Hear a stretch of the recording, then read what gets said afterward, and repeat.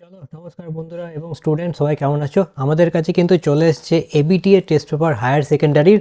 তো আমরা এখানে এখন জিওগ্রাফি দিয়ে স্টার্ট করব। আমরা মোটামুটি সায়েন্স এবং আর্টসের সাবজেক্টগুলো সবই কভার করার চেষ্টা করছি। তো আজকে আমরা জিওগ্রাফির প্রথম যে পেজ রয়েছে এইচএসের টেস্ট পেপারে, সেটা AC27 তোমরা দেখতে পাচ্ছ স্ক্রিনে লেখা রয়েছে। তো তার যে সমস্ত শর্ট কোশ্চেন রয়েছে, প্রথমে 21টা রয়েছে, তারপর এদিকে আরও 14খানা রয়েছে, যেখানে মোটামুটি প্রায় সংজ্ঞা টঙ্গা রয়েছে, সবই রয়েছে। তো আমরা প্রত্যেকটা এখানে কিন্তু কভার করব, সংজ্ঞাগুলো কভার করবো এবং মাল্টিপল চয়েস যেগুলো রয়েছে সেগুলো কভার করব। তো চলো দেরি না করে কিন্তু আমরা শুরু করে দিই। আমাদের মাধ্যমিক টেস্ট পেপার সিজন কিন্তু স্টার্ট হয়ে গেছে, তোমরা প্লেলিস্টে গিয়ে চেক করতে পারবো, চ্যানেলে চেক করতে পারো। আর যদি তোমরা তার সাথে এইচএস প্র্যাকটিস করতে চাও আমাদের সঙ্গে, তাহলে কোনো চিন্তার কিছু নেই, আমরা কিন্তু এখানে এইচএসেরও প্র্যাকটিস শুরু করে দিয়েছি। তো প্রথম আমরা চলে আসি এখানে, প্রতিটি প্রশ্নের বিকল্প প্রশ্নগুলোর আনসার দিতে হবে, যেখানে 21টা মাল্টিপল চয়েস রয়েছে। তো আমরা সেখানে চলে আসি এবার, ঠিক আছে? তো প্রথম প্রশ্ন রয়েছে কি না, ভূগর্ভের গভীরে ম্যাগমা থেকে পৃথক হওয়া জলীয় বাষ্প ঘনীভূত হয়ে জলে পরিণত হলে এবং ঊর্ধ্বে গমন করলে ভৌম জল রূপে সঞ্চিত হয়, তাকে কি বলে? আবহিক জল, নাকি সহজাত জল, নাকি জুভেনাইল জল, নাকি ঘনীভূত জল? তো আনসার কি হবে এখানে? আনসার আমাদের এখানে হবে যে ভূগর্ভের গভীরে ম্যাগমা থেকে পৃথক হওয়া জলীয় বাষ্প ঘনীভূত হয়ে জলে পরিণত হলে এবং ঊর্ধ্বে গমন করে ভৌম জল রূপে সঞ্চিত হলে তাকে বলে তোমার হচ্ছে জুভেনাইল জল, ঠিক আছে? আনসার সি, আনসার সি হচ্ছে আমাদের আনসার, জুভেনাইল জল, ঠিক আছে? নেক্সট আমরা যাব পরবর্তী প্রশ্নে। তটভূমির সর্বোচ্চ জোয়ারের সীমা থেকে উপকূলের উচ্চ পার পর্যন্ত যেখানে কেবল ঝটিকা তরঙ্গ প্রবেশ করে তাকে বলে সম্মুখ তটভূমি, নাকি পশ্চাৎ তটভূমি, নাকি অভ্যন্তরীণ তটভূমি, নাকি পুরোদেশীয় তটভূমি? তো চলো তোমরা একটু আনসারটা বলার চেষ্টা করো, কারণ টেস্ট পরীক্ষা কিন্তু সবার হয়ে গেছে, টেস্ট পেপার হয়ে গেছে মানে বলতে গেলে, টেস্ট পরীক্ষা হয়ে গেছে মানে বলতে গেলে তোমাদের কিন্তু প্রায় প্রত্যেকটাই পড়াশোনা হয়ে গেছে। তোমরা নিচে কিন্তু কমেন্টে জানাও, ভিডিওটাকে পজ করো, ঝটপট করে কমেন্টে জানাও যে অ্যান্সারটা কী হবে। চলো আমরা 1 থেকে 5 কাউন্টিং করবো, এই 1 থেকে 5 কাউন্টিংয়ের মধ্যে কিন্তু তোমাদের ঝটপট করে বলতে হবে যে কী হচ্ছে। চলো 1 2 3 4 5। সো আমরা এবার আনসারটা রিভিল করছি আস্তে আস্তে। সো আনসারটা হবে তোমার এখানে যে তটভূমি সর্বোচ্চ জোয়ারের সীমা থেকে উপকূলে উচ্চ পার হয়ে পার পর্যন্ত উচ্চ পার পর্যন্ত যেখানে কেবল ঝটিকা তরঙ্গ প্রবেশ করে তাকে বলে হচ্ছে পশ্চাৎ তটভূমি। আনসার বি হচ্ছে এখানে আনসার, ঠিক আছে? পশ্চাৎ তটভূমি, দুয়েরটা এখানে বি এরটা আনসার হবে। নেক্সট আমাদের 3এরটা হচ্ছে চুনাপাথর গঠিত গুহায় দ্রবীভূত চুন তির্যকভাবে বৃদ্ধি পেলে নিম্নলিখিত কোন ভূমিরূপটি গঠিত হয়? এখানে 4টে আনসার হবে। একটা হচ্ছে স্তম্ভ, এখানে হচ্ছে হেলিকটাইট, নাকি স্ট্যালাকটাইট, নাকি স্ট্যালাকটাইট। এখানে 4টে অপশান দেওয়া রয়েছে। তো আমাদের এখানে আনসার কি হবে? সো আনসার হবে 3এরটা তোমার বি, অর্থাৎ গিয়েছে না চুনাপাথর গঠিত গুহায় দ্রবীভূত চুন তির্যকভাবে বৃদ্ধি পেলে নিম্নলিখিত কোন ভূমিরূপটি হচ্ছে না হেলিকটাইট, ঠিক আছে? Option B.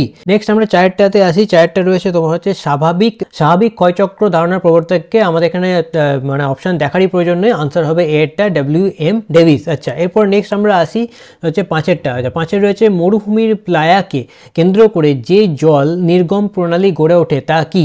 না জাফরিনুনি, নাকি বৃক্ষরূপী, নাকি কেন্দ্রমুখী, নাকি কেন্দ্রবিমুখী? তাহলে আমাদের 5এরটা আনসার হবে তোমার সি, অর্থাৎ হচ্ছে এখানে মরুভূমির প্লায়াকে কেন্দ্র করে যে জল নির্গম প্রণালী গড়ে ওঠে তাহলে এখানে কেন্দ্রমুখী, ঠিক আছে? 6টা হচ্ছে মলিসল, এর উদাহরণ কি? না চার্নোজেম মৃত্তিকা, নাকি ল্যাটেরাইট মৃত্তিকা, নাকি কৃষ্ণ মৃত্তিকা, নাকি সিরোজেন? তো আনসারটা তোমরা বলো দেখি 6টা কি হয়, 6টা আনসারটা কি হবে, 6এর আনসার কি হবে? চলো, মলিসল এর উদাহরণ হলো তো হচ্ছে চার্নোজেম মৃত্তিকা, ঠিক আছে? নেক্সট আমরা 7এরটাতে আসবো, VII হচ্ছে গ্রথন ত্রিভুজের ত্রিভুজটি সমত্রিভুজ, নাকি সমবাহু ত্রিভুজ, নাকি সমকোণী ত্রিভুজ, নাকি বিষমবাহু? তো এখানে গ্রথন ত্রিভুজের যে ত্রিভুজটি রয়েছে এখানে আনসার হবে তোমার বি এরটা, অর্থাৎ হচ্ছে সমবাহু ত্রিভুজ, ঠিক আছে? নেক্সট আমরা 8এরটাতে আসি। 8এর হচ্ছে জলবায়ু অঞ্চল নির্ধারণে নিম্নলিখিত কোন বিষয়টি সর্বাধিক গুরুত্ব দেওয়া হয়? তো এখানে বলা হচ্ছে কি মৃত্তিকা, উদ্ভিদ, নাকি বায়োম, নাকি ভূমিরূপ? তাই জলবায়ু অঞ্চল নির্ধারণে নিম্নলিখিত কোন বিষয়টি সর্বাধিক গুরুত্ব দেওয়া হয়? সো আনসার হবে আমাদের এখানে উদ্ভিদ, ঠিক আছে? নেক্সট হচ্ছে ক্যারিবিয়ান সাগর ক্রান্তীয় ঘূর্ণাবর্ত যে নামে পরিচিত সেটা কি? টাইফুন নামে পরিচিত, না উইলি নামে পরিচিত, নাকি ব্যাগিউ নামে পরিচিত, নাকি হ্যারিকেন নামে পরিচিত? তো ক্যারিবিয়ান সাগরে ক্রান্তীয় ঘূর্ণাবর্ত এখানে যে নামে পরিচিত সেটা হচ্ছে হ্যারিকেন, ঠিক আছে?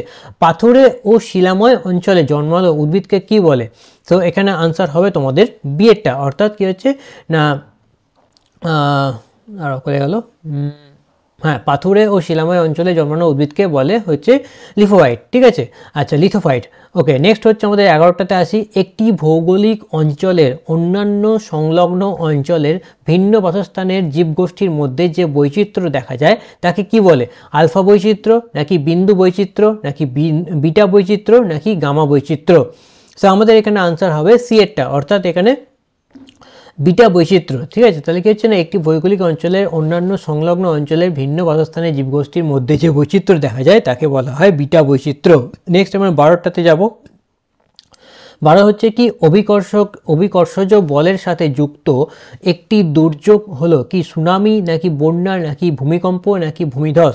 এটা অবশ্যই ভূমিধস হবে।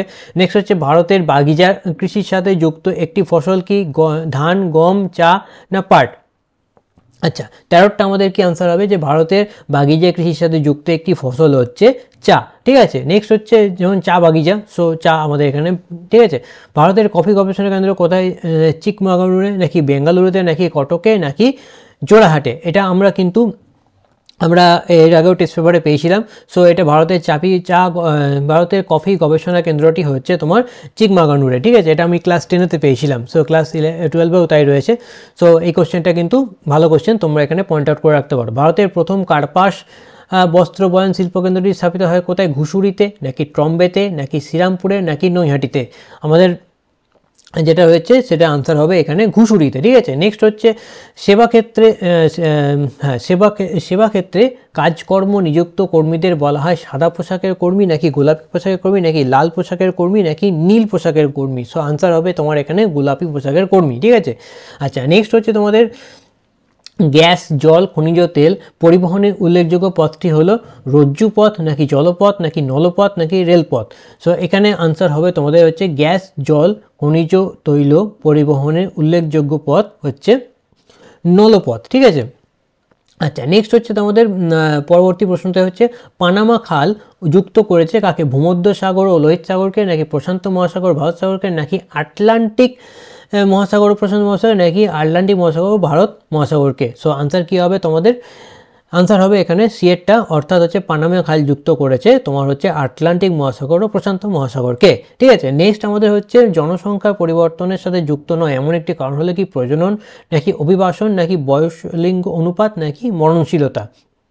আমাদের আনসার হবে এখানে তোমার হচ্ছে জনসংখ্যা পরিবর্তনের সাথে যুক্ত নয় এমন একটি কারণ হচ্ছে তোমার হচ্ছে যে বয়ঃসন্ধি অনুপাত, বয়লিঙ্গ অনুপাত। আচ্ছা, নেক্সট হচ্ছে তোমার 3 দিক থেকে আসা রাস্তা যদি স্থূলকোণে মিশে যায় তাহলে সেই রাস্তাগুলি বরাবর গড়ে ওঠা জনবসতি আকৃতি কীরকম হয়? এল আকৃতির, নাকি বি আকৃতি, নাকি টি আকৃতির, নাকি ওয়াই আকৃতির? তো আমাদের এখানে আনসার হবে 20টা তোমার এখানে ওয়াই আকৃতি, ঠিক আছে। 3 দিক থেকে আসা রাস্তা যদি স্থূলকোণে মিশে যায় তাহলে সেই রাস্তাগুলি বরাবর গড়ে ওঠা জনবসতি আকৃতি হবে ওয়াই আকৃতির। এবারে আমাদের লাস্ট কোশ্চেন হচ্ছে যে অর্থনৈতিক উন্নয়নের জনককে? অমর্ত্য সেন, নাকি আর্থার লিউড, নাকি গুর্নার মেডাল, নাকি কার্ল রিটার? সো এখানে আনসার হবে আমাদের বি, আমাদের আনসার হবে আর্থার লিউইস। এবার পরবর্তী আমরা আসছি, এখানে কিছু প্রশ্ন তোমাদের 14খানা কোশ্চেন করতে হবে, যার মধ্যে বিকল্পও দেওয়া রয়েছে। এখানে কিছু প্রশ্ন রয়েছে এবং তার সাথে কিছু শর্ট কোশ্চেন রয়েছে, এটা একটা পয়েন্টে হয়ে যাবে। তো তোমরা খাতা পেন বার করে নাও, কারণ আমরা এখানে যেগুলো তোমাদের কাকে বলে রয়েছে সংজ্ঞাগুলো সেগুলো এখানে কিন্তু আমরা লিখিয়ে দেবো, ঠিক আছে। আচ্ছা, খাতা পেন বার করে নিয়েছো, রেডি সবাই? প্রথম আমরা আসি আরোহণ কাকে বলে, ঠিক আছে। আরোহণ কাকে বলে? তো চটপট করে লিখে নাও পেন খাতা নিয়ে। যে প্রক্রিয়ার দ্বারা ভূপৃষ্ঠের কোনো নিচু স্থান সঞ্চয়ের ফলে ধীরে ধীরে উচ্চতা বৃদ্ধি পায় তাকে আরোহণ বলে। যে প্রক্রিয়ার দ্বারা ভূপৃষ্ঠের কোনো নিচু স্থান সঞ্চয়ের ফলে ধীরে ধীরে উচ্চতা বৃদ্ধি পায় তাকে আরোহণ বলে। বিকল্প রয়েছে কি এখানে তোমার, অথবাটা হচ্ছে ড্রিপস্টোন কাকে বলে? ড্রিপস্টোনের সংজ্ঞা লিখে নাও। কাস্ট অঞ্চলে চুনাপাথরের গুহার ছাদ থেকে জল চুঁইয়ে সঞ্চিত হয়ে ভূমিরূপের সৃষ্টি করে তাকে ড্রিপস্টোন বলে। তাহলে কাস্ট অঞ্চলে চুনাপাথরের গুহার ছাদ থেকে জল চুঁইয়ে সঞ্চিত হয়ে ভূমিরূপের সৃষ্টি করে তাকে ড্রিপস্টোন বলে। নেক্সট আমরা আসি, দ্য ওল্ড ম্যান অফ হয় কোন প্রকার ভূমিরূপের উদাহরণ? আনসার হবে স্ট্যাক, ঠিক আছে। নেক্সট হচ্ছে আমাদের অথবা পেনি প্লেট কাকে বলে? আচ্ছা, পেনি প্লেট কাকে বলে? স্বাভাবিক ক্ষয়চক্রের বার্ধক্য পর্যায়ে গড়ে ওঠা মৃদু ঢালযুক্ত প্রায় সমতল ভূমিকে পেনি প্লেট বলে। স্বাভাবিক ক্ষয়চক্রের বার্ধক্য পর্যায়ে গড়ে ওঠা মৃদু ঢালযুক্ত প্রায় সমতল ভূমিকে পেনি প্লেট বলে। ঠিক আছে, নেক্সট আমরা হচ্ছে যাব তিনেরটা, কি বলছে? পূর্ববর্তী নদী কাকে বলে? তাহলে লেখো, ভূমির উত্থানের সঙ্গে সামঞ্জস্য রেখে যে সমস্ত নদী তার আগেকার প্রবাহ পথ বজায় রাখে তাকে পূর্ববর্তী নদী বলে। তাহলে ভূমির উত্থানের সঙ্গে সামঞ্জস্য রেখে যে সমস্ত নদী তার আগেকার প্রবাহ পথ বজায় রাখে তাকে পূর্ববর্তী নদী বলে। নেক্সট আমরা যাব গ্লেইজেশন বলতে কি বোঝায়? জল নির্গম প্রণালী বলতে কি বোঝায়? লেখো, জল নির্গম প্রণালী বলতে কি বোঝায়? লেখো, নদী অববাহিকায় বিভিন্ন নদী মিলিত হয়ে যে বিভিন্ন ধরনের নদী বিন্যাস গড়ে তোলে তাকে জল নির্গম প্রণালী বলে। ঠিক আছে, তাহলে কিছু নদী অববাহিকায় বিভিন্ন নদী মিলিত হয়ে যে বিভিন্ন ধরনের নদী বিন্যাস গড়ে তোলে তাকে জল নির্গম প্রণালী বলে। নেক্সট আমরা যাব কি? নেক্সট আমাদের হচ্ছে মৃত্তিকা পরিলেখ কাকে বলে? মৃত্তিকা পরিলেখ আমরা যাব, চলো লেখো।